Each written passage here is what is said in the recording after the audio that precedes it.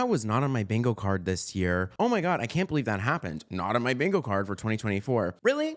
Where is the bingo card? Or are you just talking out of your ass? Because people love to say, oh, that wasn't on my bingo card, or, oh, I thought that this was gonna happen, blah, blah, blah. But where is it? Here at Nicky at Night, we take pop culture very seriously. So we actually made a 2025 bingo card. I have 25 predictions for things that are gonna happen in 2025, ranging from all things internet culture, pop culture, music, marketing, movies, and everything in between. This is actually an idea I had come up with last year. I did with a friend of mine for just doing like actually making a bingo card, because I don't know why, I just think it's so funny that that has become such like a common like internet expression of like, oh my God, this wasn't on my bingo card, haha. But I'm like, let's actually make a bingo card. And then if it wasn't on it, when I say it, it's because it wasn't on my bingo card. Or if it was on my bingo card, then I get to be like, I told you so.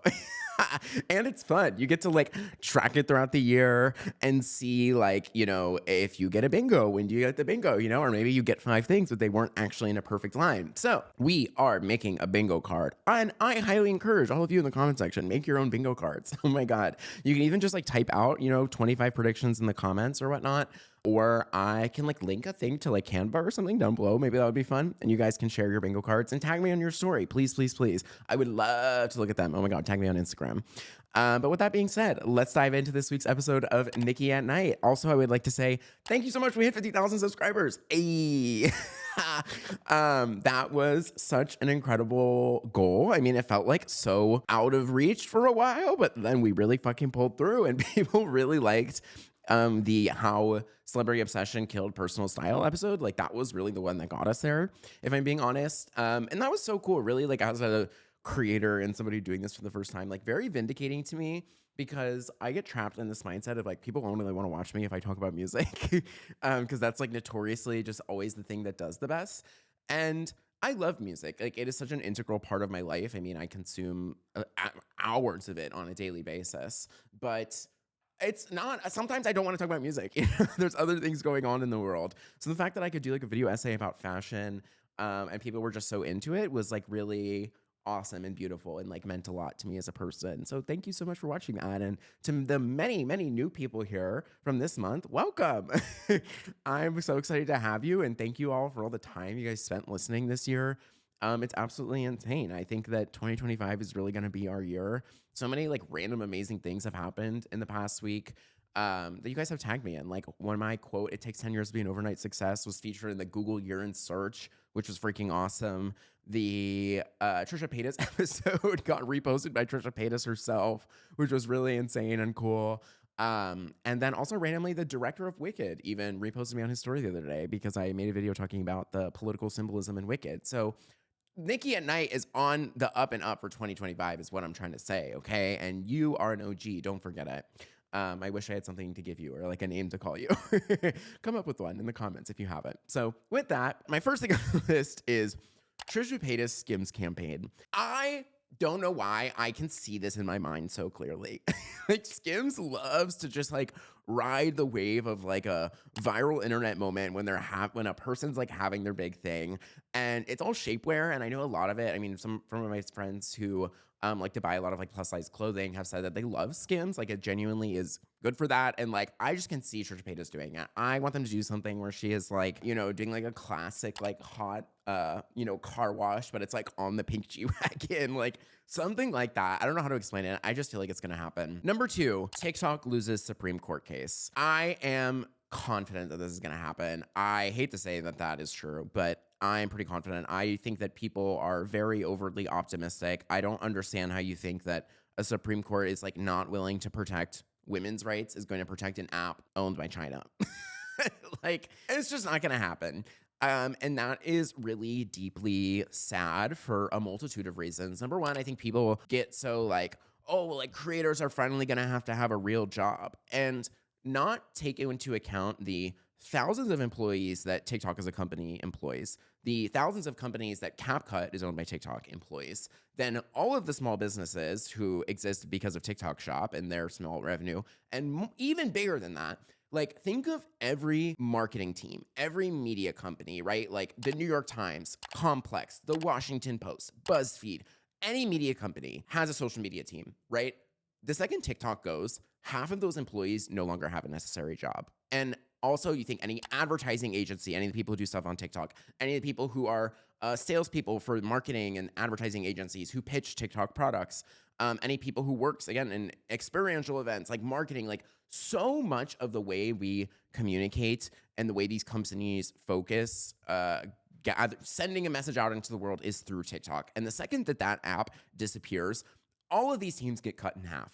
All of them, right? Like you don't need that many employees anymore. And I think it is going to cause this massive wave of layoffs in a way that people really have not like wrapped their mind around yet. And that's a really terrifying thing. I mean, also, again, you see how much it has been used for really insanely good social change and mobilizing people in the most beautiful way.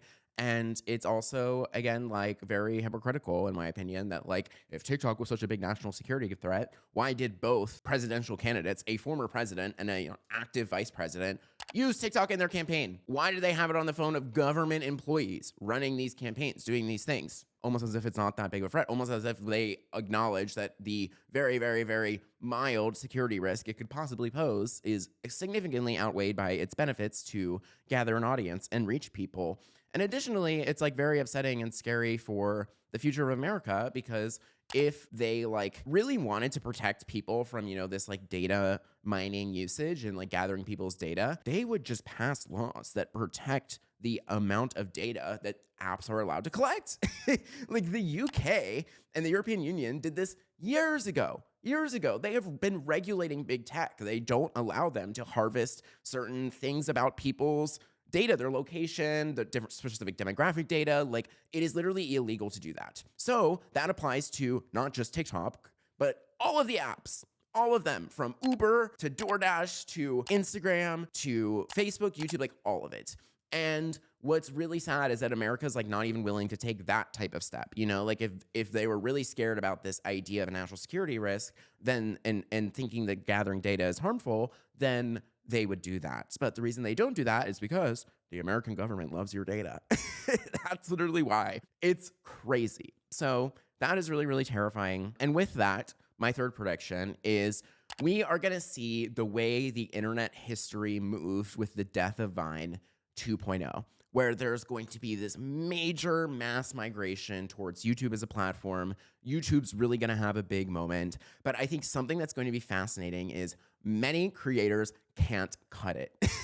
They can't. I hate to say it, but like, shoot me if you think I'm wrong, but like, I think YouTube is content creation in hard mode.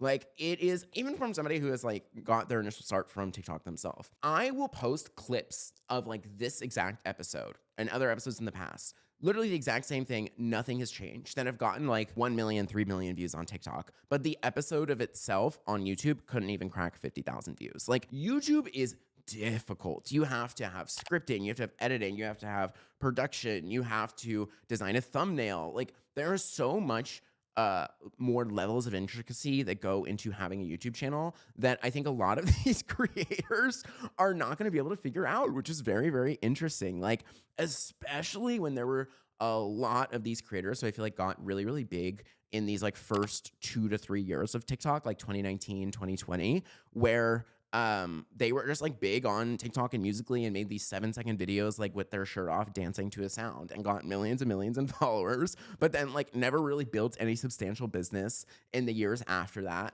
And it's going to be very interesting to see how a lot of these creators, I think, fall off and won't be able to make it. And also just like a personal anecdote from somebody who is like, you know, I quit my job, my full-time job last year to be a creator full-time, which was literally my dream. Like, this is my fucking dream job. I love doing this so much more than anything. It is so creatively fulfilling. I love that I just get to sit and overanalyze these elements of like culture and art, and that there's people out there who care and listen is like the most beautiful thing ever. And like, I remember being a kid and growing up in my room and like really being raised by this generation of early YouTubers, like the Jenna Marbles and the Troye Sivan's and Connor Franta and Tyler Oakley, like that early YouTube. And how much like it was always been my goal to be a content creator. You know, I think a lot of people have like they do content to like be a musician or to do something else. But I'm like, this is it for me. Like, I'm good here. I just want this show to go on for like 10 years. With that, like the loss of TikTok is very deeply terrifying. Like, even from a personal standpoint, it is scary to my financial income. You know, like this YouTube is expensive and time consuming and hard to do. Like I do not make money off this channel. I lose money making these videos, but I love to do it. And I've always just like wanted to grow a show like this. So the way I've been able to support that was because of TikTok. Like TikTok was what gave me some semblance of financial stability. And I was able to spend a lot of time like doing this. So without that, it's really terrifying. It is really, really terrifying. And it feels like I'm now like in this sink or swim moment, you know, where I'm like, okay, like I have this amount of stability and income that's going to last me for this amount of time. And like, we're going to see how big we can get this show in that amount of time. So all of that to say, like, your support for me does not go unnoticed or unappreciated. And it's really, really beautiful. And thank you for being here. And thank you for all the time you spent listening to the show. Seriously. And, you know, if you ever want to take that a step further, follow me on Instagram so I can pay my rent. I'm just kidding.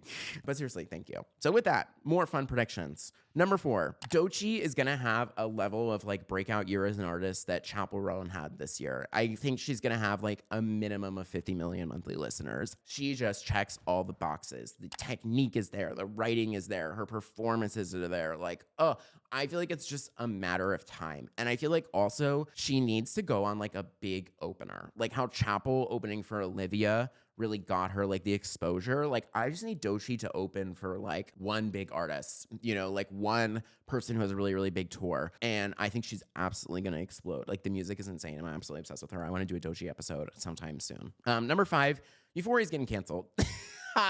Euphoria is getting canceled, girl. It has been pushed back. So many actors keep leaving. They keep saying that this is the plot, and they rewrite the script, blah, blah, blah. Like the final nail in the coffin is coming. And it will be a beautiful moment in culture for what it was. And it really got us through that pandemic. But like, I think she's going to go. Number 6, I think after the success of Wicked, movie studios are going to greenlight musical movies with random pop stars. They're all just going to try and recreate the success of Wicked. And a lot of them are going to flop. Like arguably most of them. I don't think they're going to come out next year, but like they're going to get announced next year. You know what I mean? Because Wicked is doing so well that they're going to be like, oh my God, like we need to try and repeat this. And it's going to flop. Those movies are going to flop. However, prediction number 7, Broadway itself is going to have a huge year. Like I feel like for a lot of people, Wicked really introduced them to Broadway for the first time. Also, I think we're finally seeing like a lot more like young, talented people going on to Broadway, which is cool. Like Kit Connor and Rachel Ziegler did the Romeo and Juliet. And I think that Broadway's really gonna have a big moment. Like I feel like after, you know, like Wicked is like people really getting introduced to this concept of musical theater and loving it. Number 8, bold prediction, maybe me manifesting, is I think Brat is gonna win Album of the Year. I really do. I was very doubtful until I saw like all like the major music publications do their lists every year. So like Billboard, Rolling Stone, Metacritic, like those type of like very traditional media music publications do that. And literally every single one I just mentioned put Brat as number 1, which shocked me, really, really shocked me. As a fan, I'm very excited. But it's interesting when something has like very, very high critic acclaim, but like many of the other things in the category are exponentially more commercially successful, like Taylor's album, Beyonce's album, Billy's album, I think even Chappell's album, Sabrina's album, all have more streams. And I think every once in a while, the Grammys has this tendency where they realize they need to do something for cool points. And I felt like last year was a very much like meta year. Like the thing, like Taylor won Album of the Year, you know, like it just felt like things like were very standard. So I feel like they realized that they need to do like a cool pick. And the easiest thing that they can do to just be like a cool moment is giving Brat Album of the Year. And it would also be very fascinating just from like a music industry lens, because it would be them for like one of the first times ever rewarding like cultural impact and like marketing campaign impact over like raw streams and raw commercial success, which I think is cool. I think it's cool to see when something transcends the world of music into, you know, fashion and politics and the way that it did. And that should be rewarded because if anything, it's pushing the music industry further. It makes the music industry bigger. And that's the type of thing that they should be rewarded, as opposed to just things that are only appealing to people who already consume tons and tons of music. Number 9, I think that Charli XCX is going to pull Rihanna. And I think that like after she does like whatever is left for her. Like I know she's doing like Coachella and then doing like Primavera Sound, but like whenever she's done doing the things, having her moment, I feel like it is in her nature to do like the coolest thing possible at all times. And the coolest thing you can do when you go from like being niche artist to being like super, super mainstream, big moment successful is disappear. It is the coolest thing you can do. Like it denies people when they want you their most. You know what I mean? And like I think was Rihanna in that way. Like Anti was like her most, I think, creatively unique album, her most personal album. I think one of her most successful albums, if not like it, at least for me, it is the album that resonated deeply the most. And then she did something else, which I think is what Charli's gonna do. Like she's gonna have a baby, she's gonna act, she's gonna be around doing other things, but like won't put out music for a long time. Number 10. After the success of The Last of Us and Arcane, we are going to see some major video games turned into TV shows. The TV streamer movie industry has this obsession with not creating new source material and instead just turning other shit into a movie or a TV show. They love to do that. Prequels, sequels, musical movies, the whole 9 yards. And video games are about to be their new untapped mine of that. And actually, if done well, I'm very, very excited about. I watched Arcane and oh my God, that show was so good. I think I finished 2 seasons in less than 5 days. Like the soundtrack of Arcane. Oh my God, the show, the animation, it's beautiful. It's beautiful. Even if you don't love like anime or animation shows, give Arcane a chance. Okay, you gotta wait until episode 3.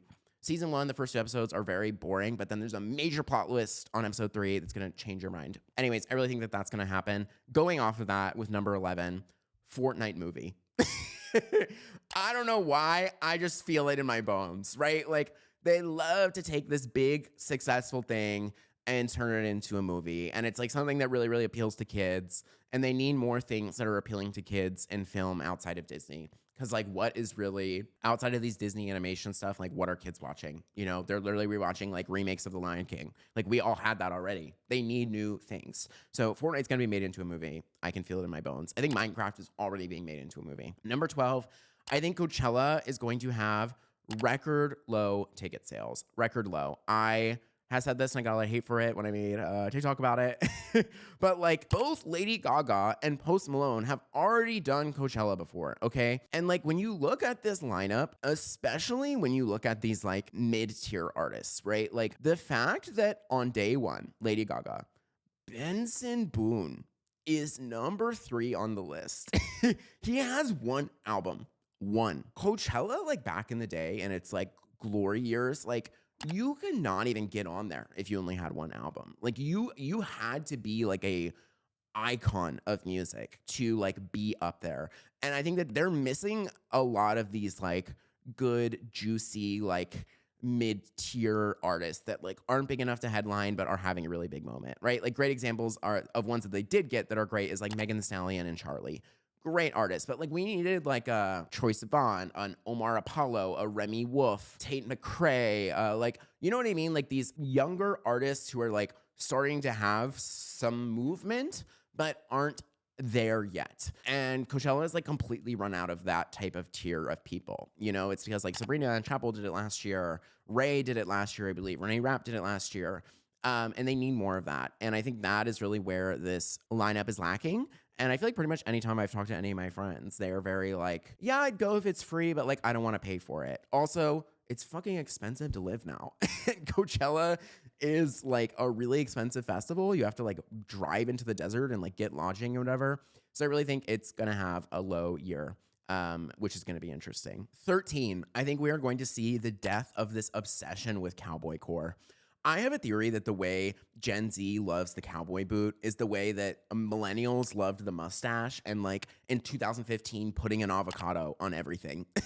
Like if you walked into a Home Goods in 2015, there was like an avocado on a pillow with a smiley face for just no reason at all. And if you walk into a Home Goods right now, you see like a random cowboy boot on absolutely everything. And I think that Western wear like is and always will be classic and iconic, but like this obsession with Western branding of every event, every pop-up on these most random things, like it's gonna get overdone and people are gonna hate it and it's gonna be oversaturated. And this like obsession with the cowboy core is going to take a back seat. And what I think is going to replace that in like a cool new trendy fashion way is this like Renaissance revival slash sort of like medieval core. I don't know how to explain it, but I just mean things that are like kind of like night adjacent. So like think very what Chappell Roan wore at the VMAs, or just like like a black blazer, but there instead of like a shirt, it's like chainmail underneath it. You know what I mean? Or these big like pieces, like big silver cufflinks that kind of look like a knight armor or like a big ring. I just feel like something like that is so untapped. It's so cool, like a big statement piece that's very like medieval, metallic, sharp. Will have a moment in fashion next year. Number 15. Pop boys are making a comeback. We have had a deficit of pop boys. Where are they? Literally, where are they? But like The Weeknd is about to release an album. Bruno Mars just did 2 big collaborations. So I feel like he's going to release an album next year. I also feel like Justin Bieber hasn't released music in a long time. And like, I don't know, he just sold his masters and like needs to do something. Like I feel like rent's due. You know, like he needs to like release an album. So I feel like we're going to get a Justin Bieber album next year. Which also, number 16, I feel like we could get the rise of a major new pop boy, which I would love. Like when truly like the last like heartthrob pop boy we had is like Harry Styles. Like who really is it now? You know what I mean? Like no one has like been able to capture that feeling of like what Justin Bieber had when we were all 12 years old. You know what I mean? And I feel like we need somebody like that. I think it's because a lot of like male dominated music has shifted towards like country and rap, or like country and hip hop. Like that world has become so male dominated, and then pop has become like extremely female dominated. But I feel like we're gonna see a new pop boy kind of do something. Number 17, Donald Trump and Elon Musk are gonna have a major falling out. The girls are gonna fight, and it's gonna give us some of the best drama and craziest tweets of 2025. Crazy tweets from that. It's going to be full breakup vibes. It's going to be full like what you would imagine like 2 old gay men going through a divorce looks like. I just think that there can only be one main character, and neither one of them is going to be capable of taking the back seat for the other. And that is going to boil up into some like massive conflicts that is going to get so messy. And they're going to constantly slander each other in public, constantly. Like Elon's going to tweet about him all the time and get those tweets boosted. And then Donald Trump's going to go on the press and like cut all these, you know, contracts with Tesla from the government. Like it's going to be insane. And with that, number 18, I think Bluesky is not going to make it. The like Twitter alternative. I don't know if you guys know a lot about Twitter, but like Twitter as a social platform has never been profitable in its life. Literally ever. It has never had a year of making money. It is just one of those things that got so big and has so many users that it has like tons of venture capital money, tons of like funding and investment. That's originally why Elon Musk said he wanted to buy it, was because Twitter's never made money. With that, Twitter's making less money than it ever has. And now there's also this introduction of Threads. And also like the thing about Threads is like Threads doesn't really need to make money. Like it's funded by Meta, which is a $1 trillion company. Like as long as Meta wants to keep it on, it can last forever. You know, like if they just say like, okay, we're just gonna leave this thing ever. Like I feel like eventually Elon will blow up Twitter. And like when that happens, Threads will be here, which I literally feel like is like part of their strategy. So like Bluesky as a Twitter alternative, which Twitter has never made money. Now that audience is divided into thirds. Like it's just not gonna last forever. It'll have a fun little moment in culture, pop culture, I think. But overall, I don't see it lasting as a platform. Number 19, grocery prices are going to keep going up. RIP, dude. RIP. Trust me, I don't want them to. At this point, I don't want them to. I hope that things aren't going to be as bad as I make them out to be in my mind. However, like, I think people really don't understand, like, how macroeconomics works, and that if you pose a tariff on Canada and Mexico, which Donald Trump has already stated publicly multiple times and met with the presidents of both of those countries and said that he was going to do, we get 70 to 80% of our groceries from Mexico specifically. Not only that, out of the few things that are produced in America from like produce, grocery, food manufacturing, 79% of that workforce is made up of undocumented immigrants. So if you do mass deportations of all of these people and then increase the prices of everything imported by 20%, things are going to get ridiculously expensive, which is terrifying. And I think people really haven't grasped yet. Also, I don't understand why people keep saying, well, we'll just make it in America. Like, I don't think you understand how, like, climate works, like politics. Like, you can't like grow as many avocados in America as you can like south of the equator. You know what I mean? Like, it's just like not everything can be made in America and like can be like specifically food, you know? Like, if you want to talk about like tech or something like that, like, while I disagree, at least there's like some logic to that argument. But when people are talking about like food production, I'm like, I don't think you understand how like seasons work. And climate works, then that like there's a reason you don't walk outside and like see a banana tree on your street. You know what I mean? Like, because bananas are not like domestic to America. Number 20, I feel like a creator is going to host a late night talk show or reality TV show. I feel like mainstream media is really, dying and has been declining for a long time. And specifically in these things like the Jimmy Fallons and the Seth Meyers, you know, that type of world, they need a fresh face. And previously they had always like really used comedians and whatnot. But I feel like creators are such an easy plug-in to something like that. And I think one major network is going to test it. I also think another great way to test this would be like a reality TV show. You know, there's like that guy that hosts The Bachelor, or there's like the guy who like hosts Love Island and whatnot. Like, they don't really do that much. They kind of just sit there and talk and like guide the plot and narrative a little bit. And I feel like we're going to see like a creator be tested for something like that, which would be super, super interesting. Number 21, I think podcasts are finally going to be taken seriously as the primary form of new media instead of what used to be TV and the late night talk show. I think one of the most interesting examples we're seeing this right now is like Timothy Chalamet going on Theo Von. You know what I mean? And also I think this election really opened a lot of people's eyes to that phenomena, that podcasters have these really deep parasocial audiences. Like, whether you love them or hate them, like, you cannot deny that the way that Joe Rogan and like Alex Cooper are able to drive conversions on their audience compared to any other form of creator is like ridiculous. It is, I'm sure if you did like a statistical data of like conversion rate, astronomically higher than anyone and everything else. So because of that, I think now a lot of these things are going to be taken seriously. I think we're going to see politicians going on podcasts even when they're not campaigning, just because they realize like the importance of doing that. Like the way that they used to go on MSNBC and Fox and CNN and whatever. And like, if you think about it, like, how different is a podcast from something like The View? You know what I mean? Like, it's really, that is just women sitting and talking. Like, that's what a podcast is, you know, people sitting and talking. So I think we're going to see this rise of like podcasting and like entering this realm of what TV used to be in this sort of media ecosystem, if that makes sense. Number 22, selfless manifestation, self-promo, question mark. Nicky at Night gets his first major artist guest. We're manifesting, babe. Okay, we're manifesting.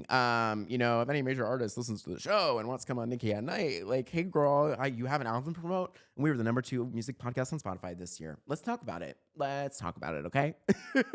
You know where my email is. You can find me. Number 23, I feel like Tom Holland and Zendaya, secret engagement. Like, they're going to get engaged, but we're not going to know about it until like 6 months later. I just feel like things are good for them. They seem in love, and they seem like two people who got it level-headed going on. You know what I mean? And I feel like they're going to get engaged, and then we're like not going to find out about it, or like get married. We're not going to find out about it for months. And then with that, number 24, I feel like with peace and love to her, Lana Del Rey and the Alligator Man are going to break up. Like, what happened there? What happened? I don't know. I don't know. Maybe science will never know. But like, I just don't know. Like a man who works on an alligator farm to like a global pop artist, I just don't see how that relationship dynamic works long term. You know, like, what happens when she goes on tour? I don't know. We'll see. And then number 25, my last prediction, starting with Trisha Paytas, ending with Trisha Paytas. I feel like she's going to go on Dancing with the Stars. It's an easy win for them. They saw her. She did SNL. Like, I feel like they could do that. And I feel like it'll be iconic because she said in the past that she applied to Dancing with the Stars and got rejected. So those are my 25 predictions for 2025. I want to know what your predictions are. Comment them below. Let me know what you think. Thank you all so much for like supporting the show as much as you did this year. Please follow us on Spotify. Oh my God, our new goal for the show is going to be 10,000 followers on Spotify. Okay, I think we have like 5,200 right now. So please, if you haven't, hey, crazy if every single person who subscribed to this channel followed us on Spotify, we'd be one of the top 100 biggest podcasts in the world. Just saying. Just throw that out there, girl. And thank you so much for supporting. Have a wonderful new year. I honestly don't know when this episode's going up. I had to pre-record a bunch because it's Christmas. So yeah, love y'all and have a great year.